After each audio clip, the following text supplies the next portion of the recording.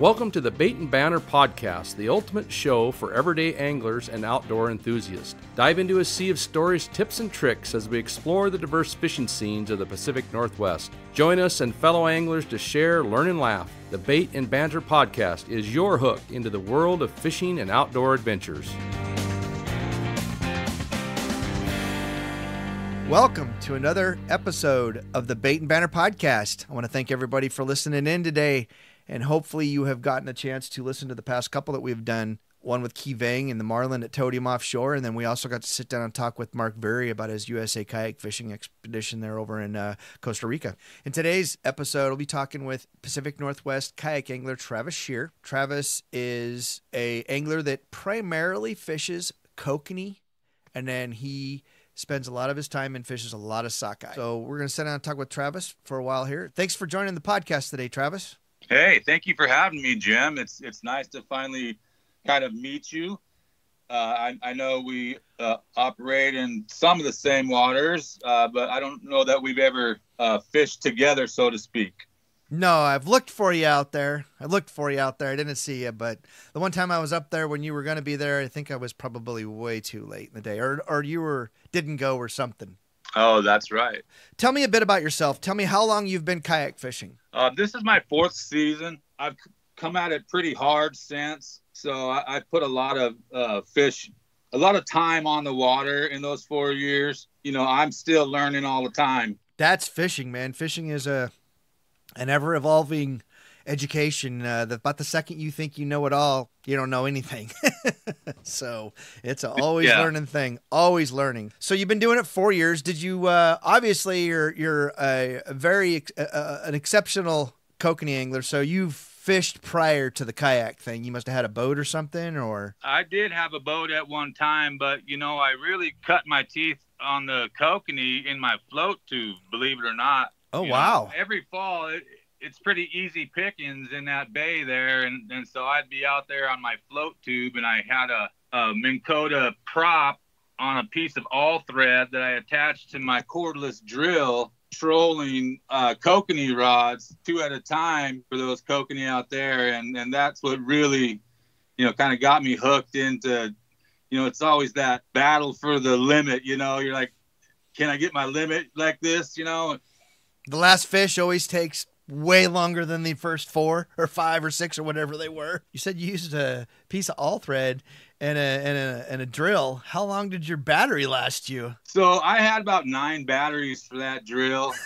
and you know, I carried them in my dry bag, and so I just swap them out. And as long as the water was glassy, you know, I could put it around out there for a few hours. And then as long as I stayed close to, you know, where I started, when I knew I was going to run out of batteries, then I could jig for them when the battery was toast, you know? Right. And that's what I was first thinking, that when you said float tube, I was like, oh, you must have been jigging for him. And then you said, no, you got the DIY electric motor going on there. So that's pretty badass. I had the fish finder and everything set up. It's a good setup. So then when you got your kayak, you fish out of an old town. When you got your kayak, you must have been like, whoo, this is uptown. I'm really swinging for the fences now.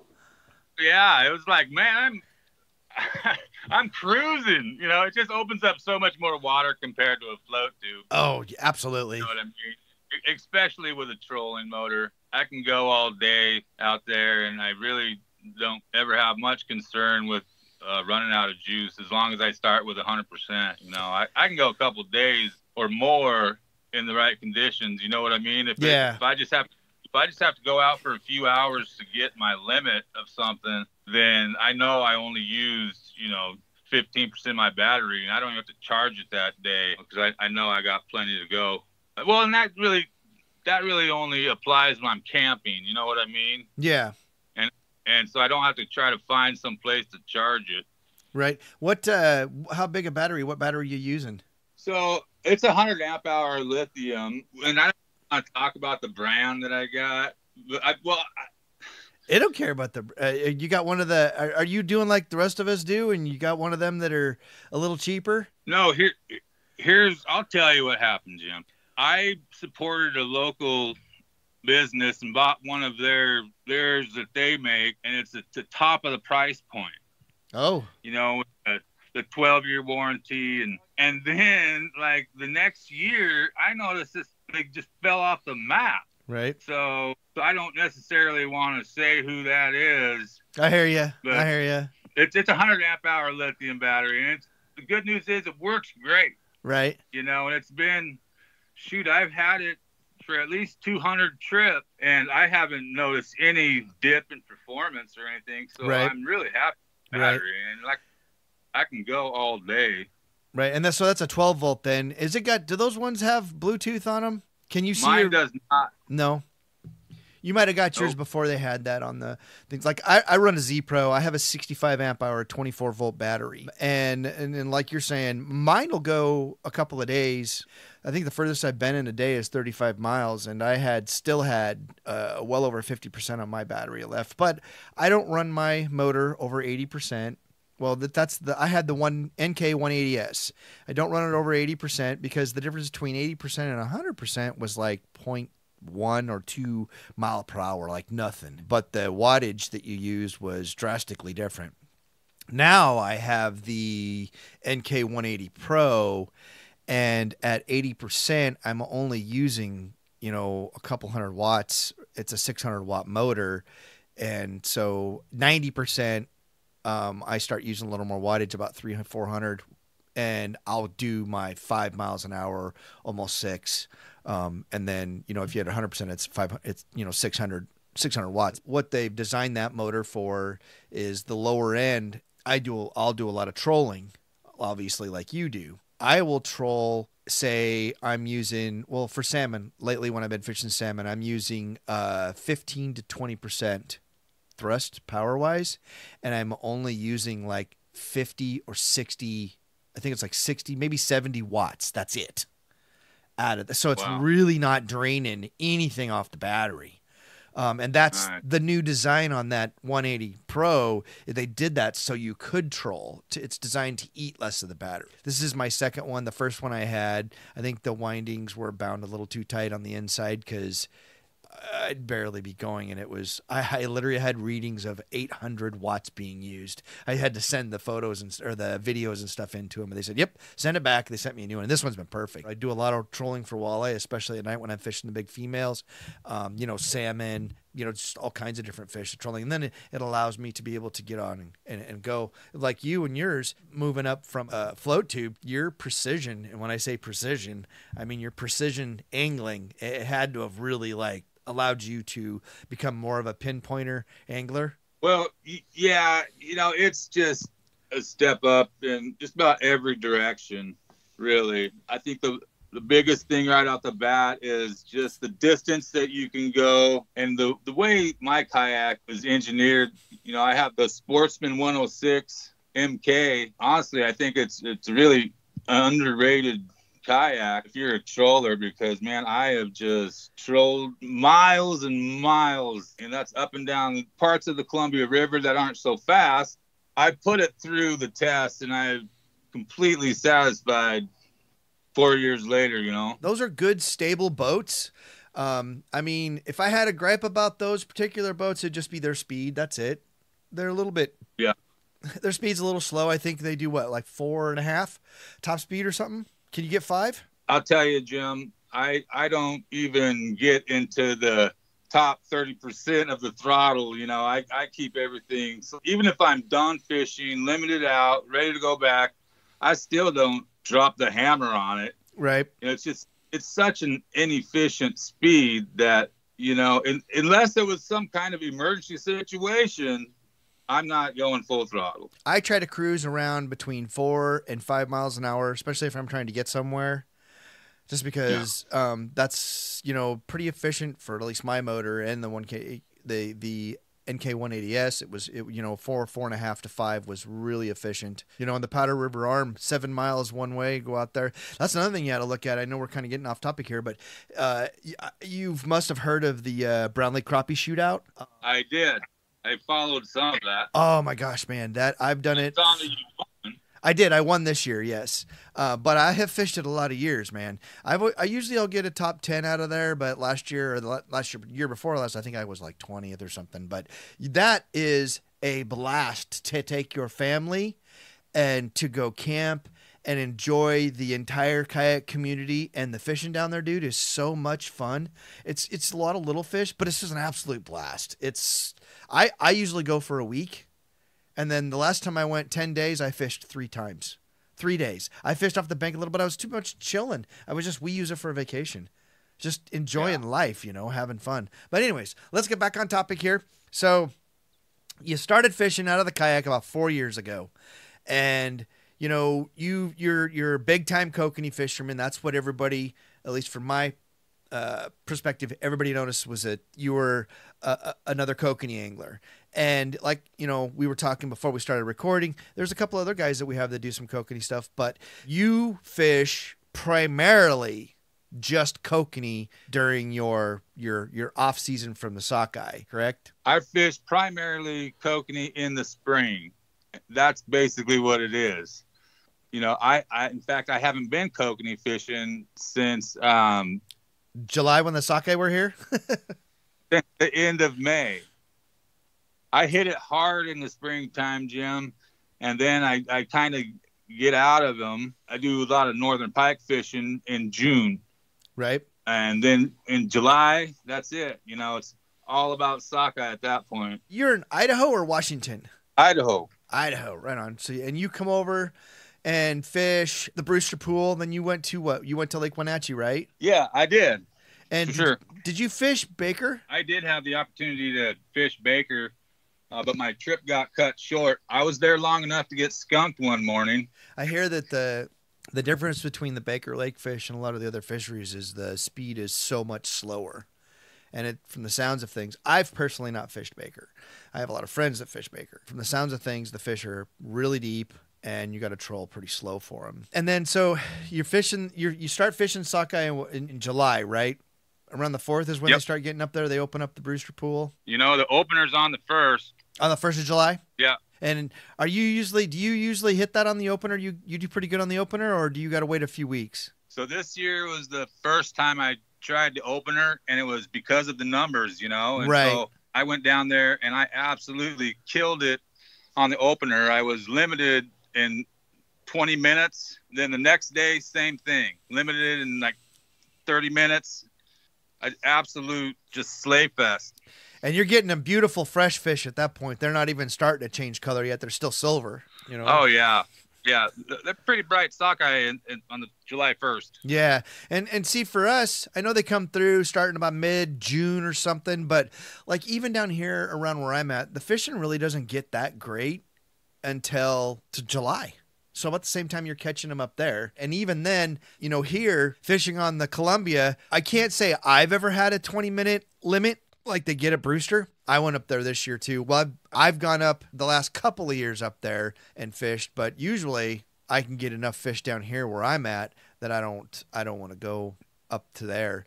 The differences for a kayak angler between where I'm at and where you're at up there are huge. The current here, it can flow at almost 5 miles an hour. And so it's not really a troll thing. The guys here anchor and then set their stuff back. Well, you don't really anchor a kayak in that kind of water. You'll end up you'll end up upside down and have some real issues. Now, with a boat like yours, because you have a spot lock, correct? No, I do not. You said that's 4 years old. So I wonder if that was before the autopilot and the spot lock came out? No, it released the same year the autopilot. Ah. And it's a fixed motor that drops through in the deck right in front of my seat there. It doesn't sit flush, but it only sticks up like 1.5 inches or whatever. And so that opens up that deck area. I'm 6'4", 265 pounds. Big dude. I like having that big open space deck concept. Yep. Well, that says a lot for the 106, man. 6'4", 200, what'd you say, 50 pounds? 60. 260, 6'4", 260. You twist all over the place on that thing, so I didn't look at that boat rocks at all. Looks pretty solid for you. A great primary. It's solid. Yep. And so since the motor is fixed, the steering is with the rudder. it's got a great big rudder, twice the size as the PDLs, and it's controlled with your feet, and so it's hands-free steering and the precision throttle handle. I mean, it's just a trolling machine, in my opinion. I went and put the foot pedal steering on my Pro Angler with the NK180 Pro, and boy, oh boy, talk about a difference in just being hands-free when you're trolling. Holy smokes, I don't have to reach down and grab the control all the time and try to keep myself straight. When I'm doing, something else, I can actually, just look down and tie a knot. As long as I'm not moving my feet, I'm still going in the direction I have the boat pointed in. It makes a pretty big difference. Just for a second, let's talk some pike. You have a lot of pike stuff. Now, I told you before we started talking, and anybody that's listening to this, if he doesn't want to talk about the places he's fishing, that's up to him. But if you're willing to talk about the pike stuff, what part of Idaho? You're in North Idaho getting those, I assume? Yeah, I'm in the Coeur d'Alene area. Okay, you're in the Coeur d'Alene area. Now, are you fishing on Lake Coeur d'Alene, or are you fishing some other smaller bodies of water? Lake Coeur d'Alene's a big body. Yeah, I fish a lot of Lake Coeur d'Alene. Okay. Yep. Most of the pike fishing I did this year was at either Lake Coeur d'Alene or else the chain lakes. As I've said several times on the other podcasts, I run the WKBF, and we have a lot of anglers that fish the chain lakes and the IKBF. So I see a lot of fish come out of there. Not pike, but a lot of largemouth bass. Now, with the pike, are you eating those? Not generally. It really depends on where I catch it, but not really. I mean, I've heard you could eat them. Not really from the chain lakes, but I'll eat them from Coeur d'Alene. But even that's questionable, so I don't eat a lot of it. Honestly, I'm happy to let them go. Sometimes that's just not in the cards. Right. I will eat them if I bring them home. So is there a different way of cleaning them? Because I know they have that, what is that, the Y bone or whatever that's in them? Yeah. There's a couple ways to handle it. You can cut it out. It takes extra steps, and you lose, a substantial portion. In my opinion, I think you lose quite a bit of meat when you try to go boneless pike. So what I've done in the past is I'll just fillet them like any other fish, and then chop and then cut them into chunks and can them, bones and all. Oh, then you can eat the bones. Yeah, those bones just disappear. All right. That's something I've never had pike. The only pike I've ever caught are from when I was in the military in Michigan, and nothing like this. I've wanted to go to Coeur d'Alene and go fish them, but I never have. And some of the ones you get are pretty healthy sized fish. What's the largest one you've caught out of Coeur d'Alene? 22 pounds. Holy smokes! That was this June. It wasn't on my kayak though. I think I remember. Did you not? You posted a bunch of pictures of a big pike. Was that the one? That's it. Yeah, I remember seeing that. And so that fish I harvested. I caught him on a dead bait rig that had two big old treble hooks in it, and when they swallow those, there's no coming back from that a lot of times. Right. What's your primary way to fish for the pike then? If you're fishing them, I mean, are you casting spoons like the daredevils or the big bucktails, or are you just doing the dead bait like you just said? So it's important to note that I have some shoulder problems, and it doesn't allow me to cast. That's why I'm a troller. Ah, got you. Okay. I can cast a bit, but certainly not go out all day and cast spoons around. Especially big ones. Yeah. So I like to troll for them, but the most success I've had is dead bait fishing, whether it be on the shore or in the kayak, on a nice calm day, because I don't have any kind of anchor system on my kayak. I'll just cast my dead bait off the kayak, and then I'll have a bait caster rod that I'll just cast a little bit here and there, Mm-hmm. And then, just wait around a while and go around the corner and try another spot, try something different. And you know what it's like. It's just patience and practice. Yes, absolutely. So what depth are you usually targeting those pike in? Well, it depends on the time of year. Right. But say it's the most time that somebody else would be going to go. So say it's like summertime, warmer temperatures, a little bit warmer water, probably more weeds. Yeah, they really like the edges of those tall weed beds. I will fish those at any depth, to be honest, you know. Now, when you go pike fishing, are you usually, I mean, is it a 1 fish day, a 2 fish day, or what's a good day? What's a good day? What's a bad day? Is it 10 fish? Is that a great day? Is it a good day, or is that just not existing? Or A good day for me is a couple pike, and I'm pretty happy because I've definitely, more than any other species, have been skunked by pike than anything else, you know. And that's with any of us, though. Some of us we can all get beat up from them. I see that you use a pretty big spinning rod and spinning reel and ugly stick rod, and you look like you're bobber fishing some of your dead baits. Yeah, absolutely. It's this, the same rod and reel that I would use from shore. Let's talk some kokanee here. You do you travel all over for kokanee like you travel all over for your sockeye? Yeah, I do.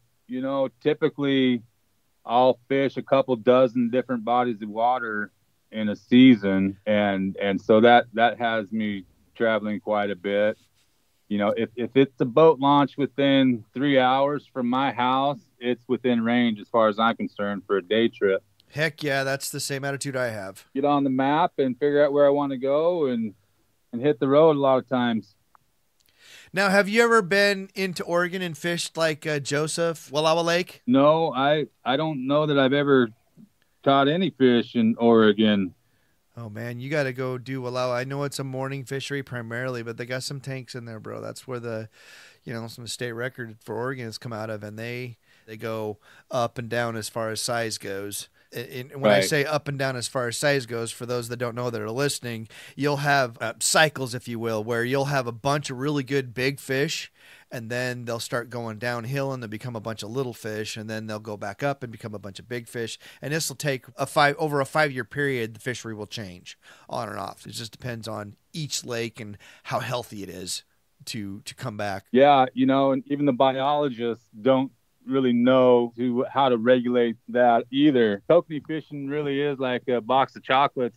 You never know what you're going to get year to year. That's right. It's exactly right. It is like a box of chocolates. You never know what you're going to get from year to year because everything changes. I was up at Palmer Lake, and I do not know if you've gotten the opportunity to go fish that yet, but out of 2-man limits there, 5-fish limit, the smallest fish was 18.5 inches. I'm aware of that body of water. That place is a blast. I love it there. I have fished there for years, but shoot, this year we caught some tank kokanee and then caught a bunch of burbot. That place is so fun. It's so much fun because there's so much. It's not a giant lake, but there's a very wide variety of fish in it. From bass, smallmouth, largemouth, perch, trout, kokanee, burbot, pike minnow, a bunch of different kinds of fish in there. It's just a really fun place to fish from. And even though the campground is pretty small, it's actually a nice place to camp. When we were there this year, it was gorgeous. It's always gorgeous, but it was just the water.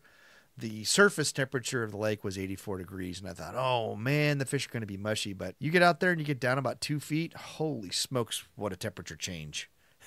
And the main thermocline was setting it up right at 30 foot. You could see it on your graph, and not only could you see it, that's also where you see the fish hang. Now, if you're out kokanee fishing, do you have like a favorite setup, and how do you set that up? So I use a lot of the 5.5-inch Kokobo blades, and then a lot of Kokobo's squids and spinners as well. If there's one brand that I lean to more often than any, it's Kokobo without a doubt. It's neat that it's an Idaho business. Yep. And I know Alan's a good guy, and he makes great fishing tackle. Really the results that matter, Right.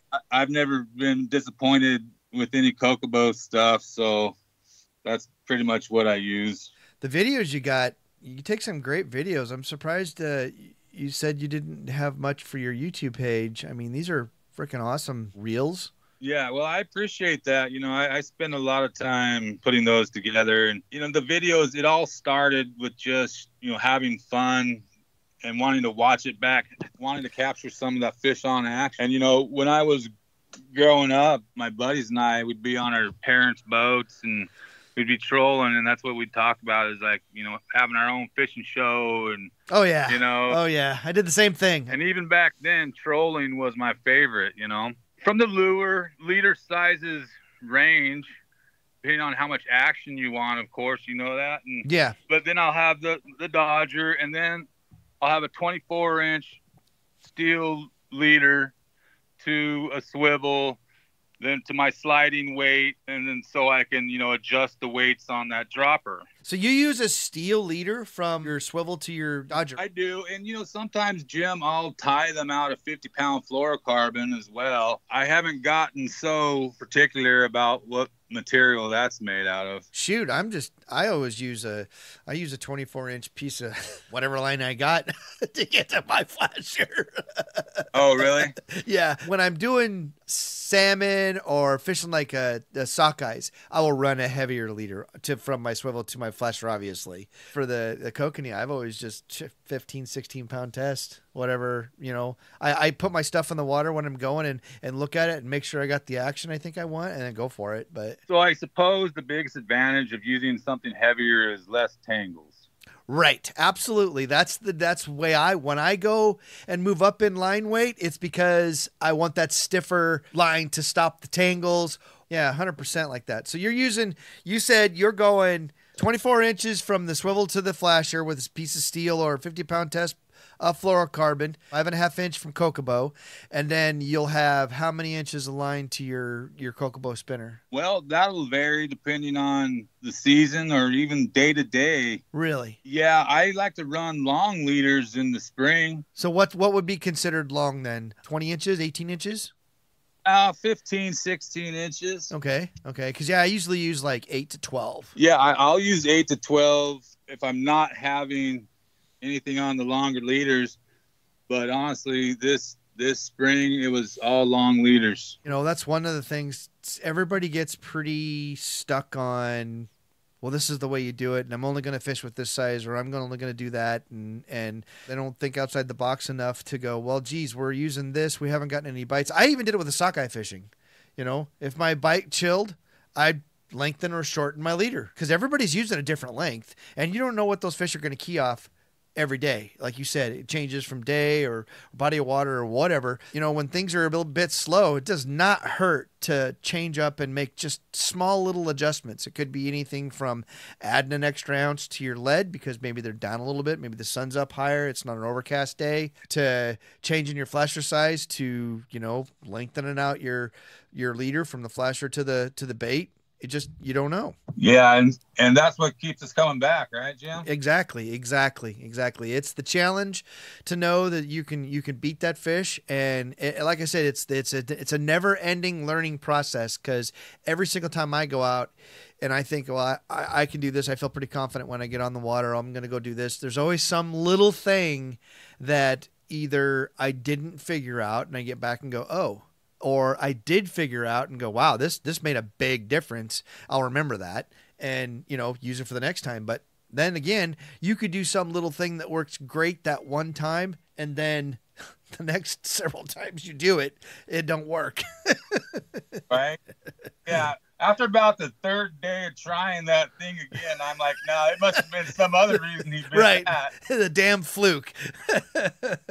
And then you move on. You said you stopped fishing the kokanee about June or so, and you move on to the sockeye. And I've read some of your posts and stuff, and you say you wait all year long for the sockeye run. I get the feeling that the sockeye, if it's not your favorite, it's really close to your favorite species to chase. Well, it certainly has been for the last few years, and this is my third year at it.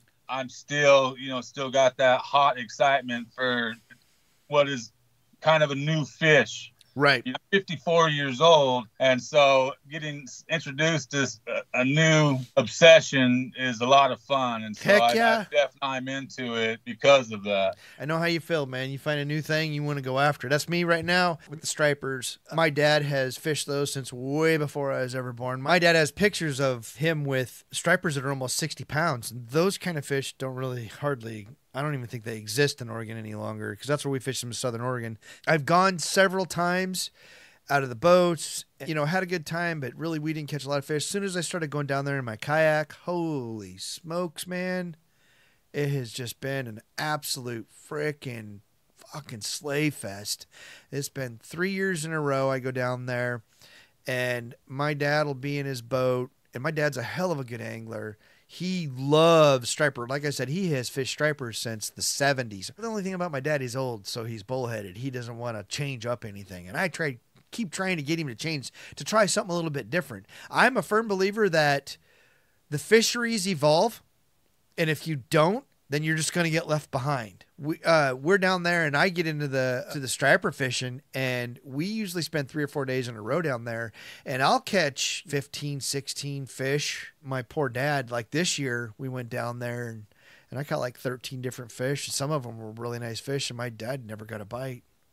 And we're there, several days, and I'm like, he won't get an electric motor. He won't put a bow mount on his boat. He wants to use that gas-powered motor. Well, the rivers we fish in are shallow. And I told him, he goes, we use these gas motors all the time. Back then, yeah, sure you did, because that's all anybody had. So when you went, you caught 2 or 3 fish, and it was a great night. Now, I'll go, and out of the kayaks, dude, you'll hook so many fish, you can't land half of them because they're just crazy fighters. Holy crap, they're crazy. But my dad will go, and I told him this year, I go, how many other people have gas motors on the river? He says, nobody. I go, that should be your first clue right there. He goes, wow, me, but I love it. The striper fishing is, oh my God, addictive. I have thousands of dollars in striper gear already. I just started. That's expensive, but I start buying it and collecting. I have a whole wall in my shop that's all solid tackle, from bass fishing to walleye fishing to salmon, just whatever, my saltwater stuff, everything. And so I see a lure that looks like I think it's going to work good, and I'll buy it whether it works good or not. Now I have a lot of stuff that I've bought. The lures are they're designed to catch the fisherman, not so much to catch the fish. Absolutely. Yeah, well, I'm a sucker. I'm a sucker. I will buy that shit, and then I'll go, this fucking thing don't work. Right. That's me. So to get back onto the Sockeye thing, you are, how far, if you don't mind telling us, how far is Brewster from where you're at? From my house to where I launch is right at 3 hours. Okay, so you're doing day trips then? Is that what you're doing? Yeah, I've done several day trips. Because I was thinking you were staying there camping. Well, nothing's set in stone. Right. It's all kind of fluid. If I can sleep in my car more comfortably, I'd probably do it more. Well, not many people can fit in a car that are your size. Right. Yeah, it's prohibitive, because I like to take my wife's RAV4 on out of town trips just to save money and fuel. That's the same exact thing I do. I drive my wife's RAV4. Right. I tow my kayak on a trailer. Yeah, they're great. I hated that little rig when we first bought it, and now I'm like, yeah, I kind of like this thing, man. This is not too bad at all. Yeah. But you were there I'm probably wrong on this, but I seemed like you were there like every day almost. I was there 8 days total is all. That's it? This year. God, that's it. It seems like way more. How many fish did you get caught? From Brewster itself, I caught, what it'd be. Well, I'd have to look at my tag now. Well, you had to fill it up. So I think 30. I was gonna say, yeah, I remember you posting on Facebook something about a second tag. You know what? No, my first fish on my second tag was at Lake Wenatchee. Was it? Come to think of it, yeah, I got 25 fish at Brewster. That's what it is. I just had to remember. So 25 fish at Brewster, and then you were at Wenatchee. You spent a couple days at Lake Wenatchee, right? I took 2 trips down there for 7 days each. Wow. I opener. Right. And that week, and I brought my fish home. I stayed home for a week, and then I went back to the exact same spot and stayed for another week. Wow. Now, does your wife ever go with you or no? No, she's not much of a fisherman. She's done it for fun, but on the float, because I had 2 float tubes, she'd get out there with me, but it's not really her favorite pastime. Right. I'm lucky my wife goes with, but I mean, she don't fish. My wife does not fish, but she definitely supports me and travels along with me. I went and got her nice camp trailer and stuff so we could do that, and she can be comfortable because she also will work remotely. So it makes things a lot easier. Let's just say, when the wife can go along, it makes it a lot easier. So I get it. Yeah. And now, is there anything else, any other species that you've, thought about doing but haven't done? You just kokanee and pike? And So one of my main motivations for fishing is, bringing home those red fillets. Right. It's just such a great source of protein. It has so many more health benefits than any other fish. And so the salmon family really is my target. Go over your sockeye rig with us. Tell us how you're doing that. From, like I said, same thing as a kokanee. Go from your swivel or your slip sinker or whatever down to your flasher. How big a flasher are you using, and then what's your leader length? So when I set up for sockeye, it's not a lot different than kokanee setup. Just a little bigger. And I personally like the 9-inch sockeye blades, but the same thing, 24-inch leader between the swivel and the blade. Mm-hmm. But I also carry, some 18-inch leaders and steel leaders and 30-inch steel leaders. Sometimes just changing that will trigger the bite. Right. You can cut your leader to your lure and change the action there. But now all your leaders are 8 inches long, but you can change that leader from the swivel to the blade, and that will also change the action. Absolutely. So are you hand tying your stuff, or are you buying pre-tied stuff for sockeye? This year I used all my own stuff. Yeah. Nothing special or fancy, and I wouldn't even really call them tied, other than the hooks. The hooks are tied, but you know what I mean? It's just basically beads and smiley blades. I do the same thing. I tie my own. I'm on the Max Lure Pro staff, so I use obviously a lot of their stuff, because there's nothing that I don't think there's anything Max Lure don't catch. So I got a lot of people sending me their stuff to try. I tried just about all of it. I give a lot of it to my friends to try, but I really don't talk about it. Right. I do this. I give a lot of gear away too, but I give a lot of gear away because I want people to catch fish. Like at my walleye social, Max will send me a pile of sonic bait fish, and those things catch absolutely anything. You can jig kokanee with them. You can jig walleye with them. You can jig salmon with them. You can do, anything with those. They catch perch. They catch burbot. They catch absolutely everything.